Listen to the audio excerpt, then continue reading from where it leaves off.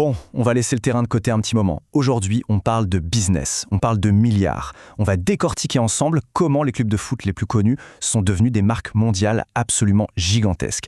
Et surtout, où est-ce qu'un investisseur peut trouver de la valeur là-dedans? Considérez ça comme votre briefing financier sur le sport le plus suivi au monde. Alors, voici le programme. D'abord, on va prendre la mesure du phénomène. Ensuite, on va se concentrer sur la ligue qui domine toutes les autres. Après ça, on va comparer les deux grands modèles d'investissement qui s'opposent, on va regarder les chiffres de plus près, et bien sûr, on terminera avec les points clés à retenir si on a une casquette d'investisseur. Allez, on commence. Posons les bases. C'est quoi la vraie valeur d'un club de foot aujourd'hui? Petit spoiler, on est bien loin de parler uniquement de passion. Non.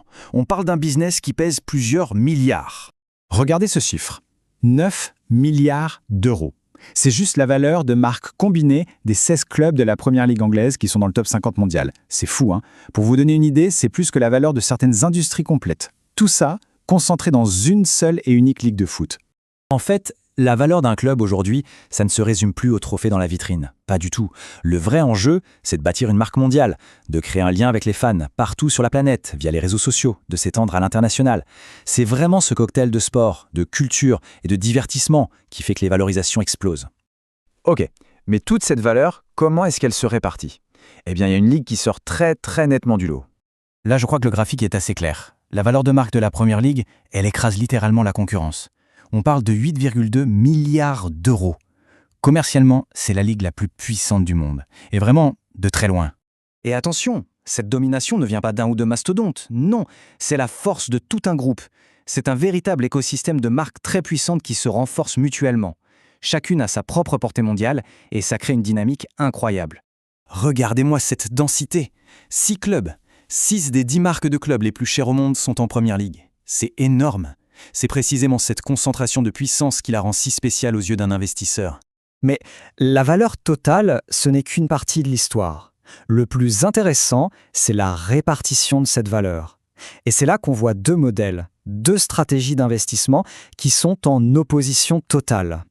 On a donc deux terrains de jeu complètement différents pour un investisseur. D'un côté, on a ce qui ressemble à un portefeuille bien diversifié, avec plusieurs actifs très solides. Et de l'autre, c'est plus un pari à qui tout double. Un all-in sur une ou deux superstars qui écrasent tout sur leur marché national.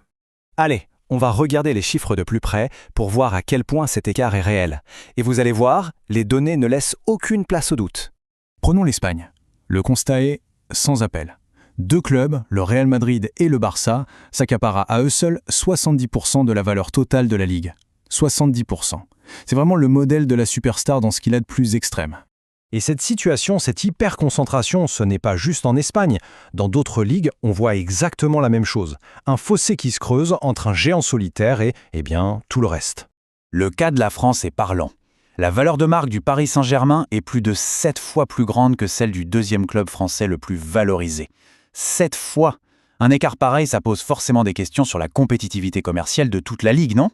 Bon, alors concrètement, du point de vue d'un investisseur, ça change quoi tout ça? Pourquoi est-ce que cette structure de marché est si importante? Alors une des clés, c'est ça, la répartition équitable des revenus. En première ligue, les droits télé, par exemple, sont partagés de façon beaucoup plus juste. Le club le mieux payé ne touche que 1,4 fois plus que le moins bien payé.